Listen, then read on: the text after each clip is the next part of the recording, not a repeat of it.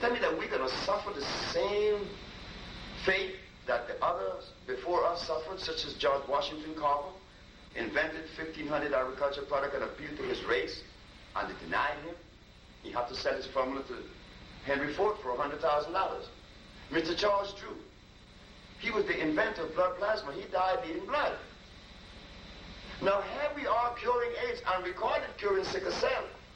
We called the Sickle Cell Research Foundation in Detroit and talked to Dr. Whitney and said to him, Dr. Whitney, we feel that we could help you in an area that is really hurting the black race. And what area is that? I said, sickle cell. We cure sickle cell. The man said,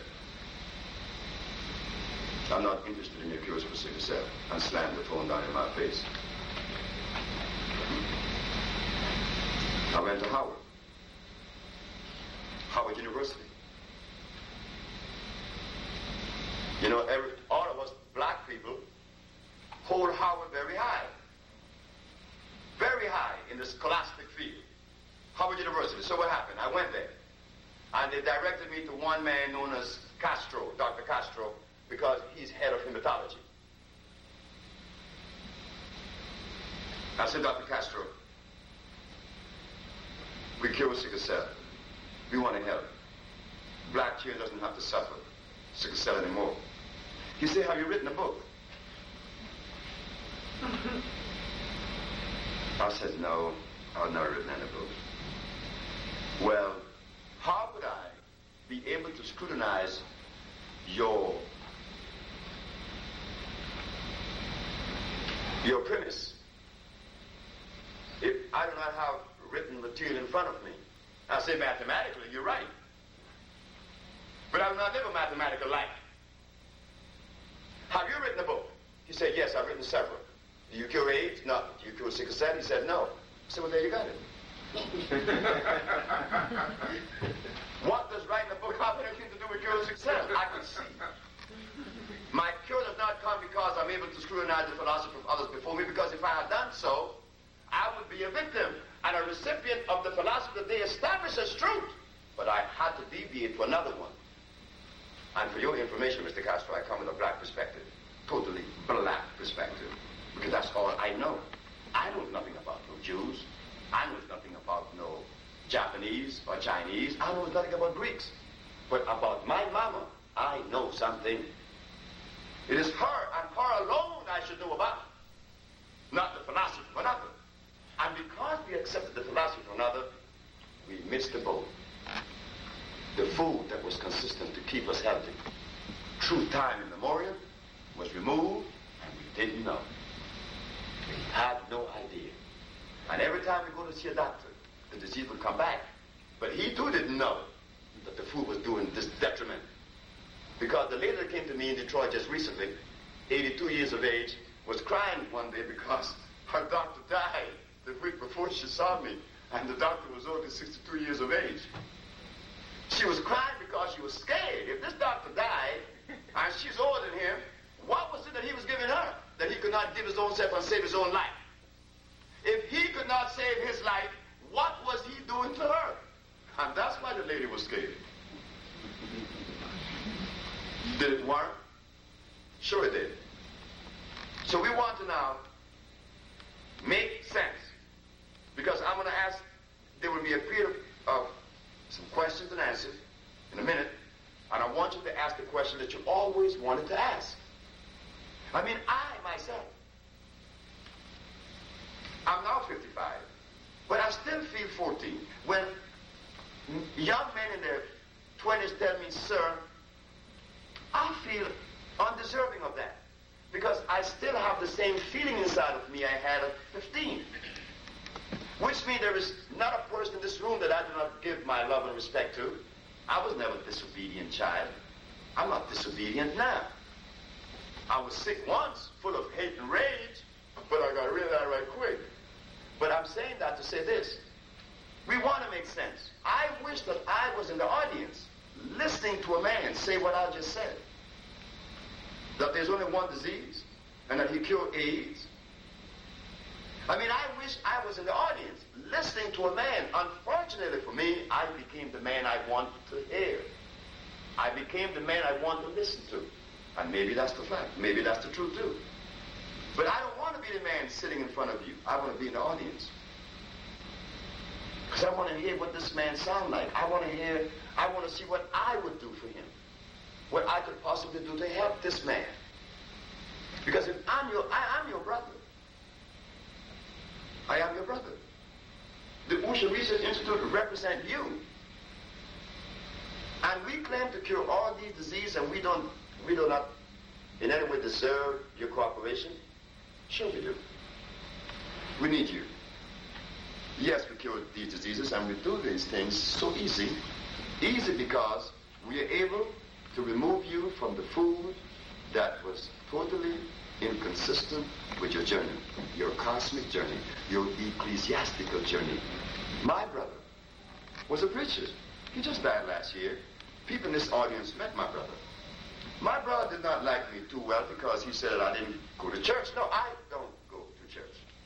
But that has nothing to do with my relationship with God. My relationship with God is direct with God and me. No middleman. I don't remember God hearing saying to anyone to be a middleman. That's in business. And that middleman can't help you, and no preacher could save your life. You have to be the sacrifice. You have to be that person that understand what God is and give yourself to that entity. No, I don't go to church, but you drink cow milk. You violate God more than me. You talk about God, you eat rice. You drink cow milk, boy. You eat meat, you eat pork meat, and you tell me about God? Behave yourself. God ain't made none of that. His Bible says render to Caesar that which is Caesar. But no, I can't talk about those truths anymore. Because I do not live in a world that support that truth. That truth become offensive because I like my pig knuckles. I like my bacon and my eggs. And you tell me God didn't make that? No, he didn't. So you preach and you lie. And he died. He died with a fungus in his brain. And then refuse God's medicine? Well, that wasn't strange to me. All preachers refuse God's medicine. Everyone. And this is why we are sick, because we use the preachers as our shepherd. Fine, you are my shepherd. Where are you leading me? Where are you leading me? Now, let us not feel offended this evening because I'm up to my neck with this thing of having to make excuses for people, the preacher. Now, he does not use God's medicine. He does not eat God's food. What is he doing? And what is he doing to us who believe that he's on the path of righteousness? I mean, the only man that came to us telling us to stop eating the stuff was Elijah Muhammad. Elijah Muhammad was the only man out there saying, don't eat this. Everybody else was eating everything. And all of a sudden, they eat pork, they eat chillings, and I'm spiritual.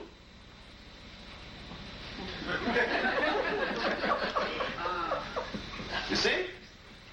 A sick body. Now remember now, here is a man with diabetes and gout, and he's spiritual. Then he tells me that the spirit living inside the body. The spirit is living inside of a sick body. Is the spirit sick or clean? Inside of a sick body. Now that is nice. I would like for you to break that equation down after there's a question and answer period. Because we want to hear this one. How could a clean spirit live inside of a sick body? We're going to hear this one today, because this one's going to be new. So we want to now understand that one of the most important things is for us to realize that we're not going to cover this lie and get by with it. In other words, for us to be healthy, we have to return to the base. We are lost between A and B. But when you're lost between A and B in the journey, what do? You go back to A and rechart your course, providing you to get back. Because sometimes the road is tedious. Like the gentleman said, that comfort was good. They got away from the meat and the chemicals and used the comfort, just as bad or worse. I just got a message just day before yesterday, before coming here. I was in Puerto Rico. And there was a woman in St. Martin by the name of Grace Richardson. She saw me heal a lot of people there with these compounds that were healed. she decided to undermine me. And tried to undermine me because many people think that I'm not as smart as I should be. Many people think I'm stupid, that I just locked up on these herbs. So they tried to do them themselves. So she decided to do it. She poisoned herself and she died 3 months ago and I didn't know. Me and my son was out walking and we heard the news. Another young lady, this is a white lady. She's from Los Angeles, from Long Beach. No, she's not from Los Angeles, from Long Beach. She came around me and saw me do all kind of stuff, and then she decided to pick upon herself to heal. Healing isn't something that you want to do. I didn't want to be a healer. I mean, I was having a ball being simply me. I mean, I don't want to be anything else but me. I mean, I think that the most joyful thing in this world is me being me. I mean, I could walk bare, skinny. I could have no clothes on for the rest of my life. I would love Sebi because I love Sebi. And I didn't go to school. I didn't read books. I'm the most unprepared individual in the world for this particular position, so why did God choose me? This is the one that really puzzles me. Why? Because remember now, I didn't choose my position. We all in here would agree that God selects you. Everything happened only through God. This is what you tell me, this is what it is. So you think that I placed myself here on my own? Look, I came from a little woman, or two women that washed clothes. That didn't have any money to buy no shoes to send me to school. Then I had to work at 11 in a day before. Then I had to leave there and go work in a department store. Then I had to leave and went to Brazil. Still hadn't been to school. Didn't read no books. Then came as a merchant seaman and left that into box making in California. And all of a sudden, I work for the county as a steam engineer and I'm here as a healer. Now, put that into your pipe and smoke that. You think that I could have really tailored that? I would have to be crazy. I mean, I didn't see myself standing in front of an audience of people talking about I cure AIDS. No way. So why am I here? Because it was divinely put together. Everything is divinely put together, not me. You are divinely put together. You here? You didn't know me yesterday, but you know me now. And I know you. I see you. Don't know you, but I see you. I'm acquainted with you. So we don't want to get into all this other stuff that maybe this and I think that and perhaps. No. The reality is we are here discussing a subject that needs to be discussed every day throughout the United States and the black community. That every disease in the world has been cured by us. Yes. And that we now are launching a campaign to acquaint Chicago with this particular substance that came to us at a time that is so needed. We can't sit back and criticize it. The best thing we could do is, few of you say, just jam Sebi, man. Just sit down with the brother and see what it is and how and why all this stuff and how we could help. Because if Sebi and the Usha Institute, which is the Usha Institute, is curing all these diseases, I think that it is time for us to put this into motion. You see, I didn't go to school, and I don't read books. I never did, I never will. I could see, and what I see, I put into motion immediately. Then you get things done. It's as simple as that. I don't have to plan anything. You don't have to plan because every plan you had foiled up. Every man you wanted left. And the man you didn't know came, and he made you laugh without you knowing who that man was going to be. You see how simple it was? It's simple. But when we reach and think that we need this and that and try to arrange things, it doesn't happen that way. It happens naturally. I get frustrated sometimes because I said, now here I am curing all these diseases. Trickles of people come to here. But one day, the voice came and said, you should be satisfied you are alive. If one person sits in front of you, you are alive.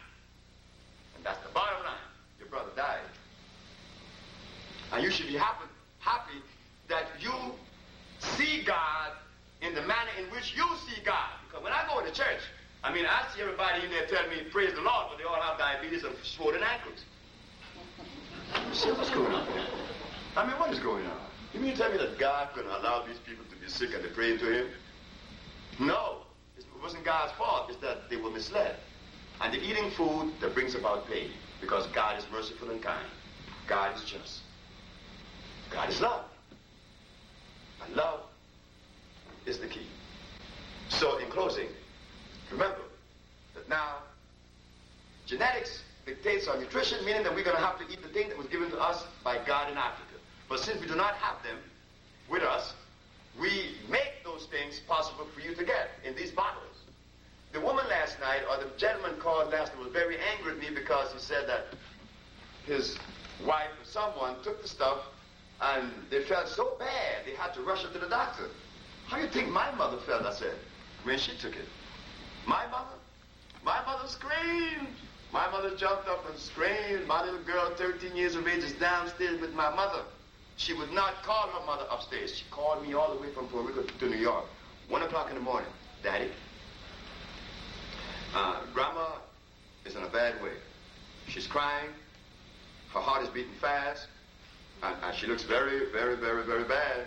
But I know she's going through cleansing, and I'm not going to call Mommy. I just got to tell you that Grandmother is happening.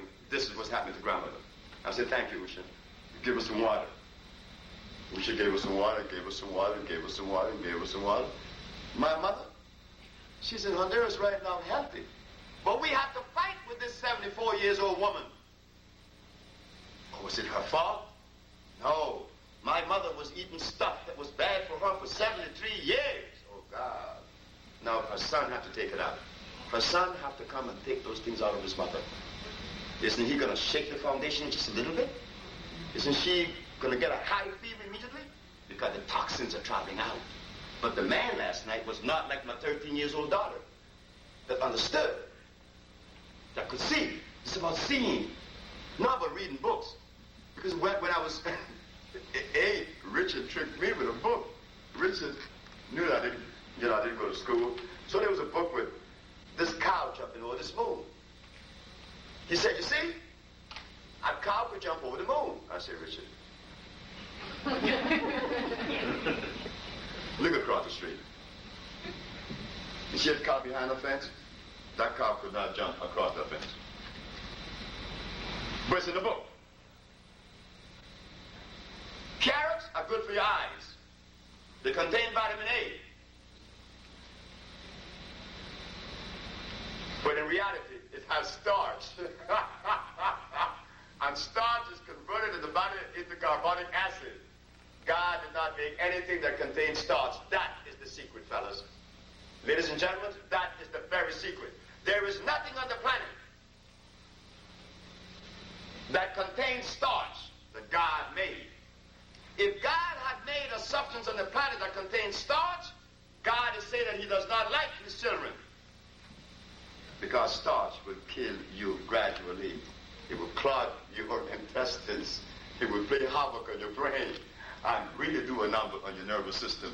Where when someone talk to you or tell you something, the first thing you think is a lie. But you have to believe it's a lie. Like the little girl in New York when she said, do you really cure AIDS? And I said, what do you think? I think you're lying. I say, you're right. I want you to know that you're 100% right. So I'll see you later. So I left. I was happy because I understood why she said that I was lying. You understand now? The 400 years of starch in me. I'm lucky she didn't kill me. You know, little boys kill their mama now for $5 to buy crack, you know. So just behave ourselves. And that little boy did not start by using crack yesterday. He was groomed for crack by upsetting his hormonal flow, interfering with his energy and his nervous system. So he was a prime candidate for starch. I mean for crack and cocaine. Of course, and alcohol. What you mean? When I drink alcohol, you get a boost, you know. You get stimulated. But isn't this what food's supposed to do? To keep you boosted and healthy where you don't need no crack and no alcohol. All you need is some water and some good loving. And give some. And it makes things very easy. Very, very easy. Understanding.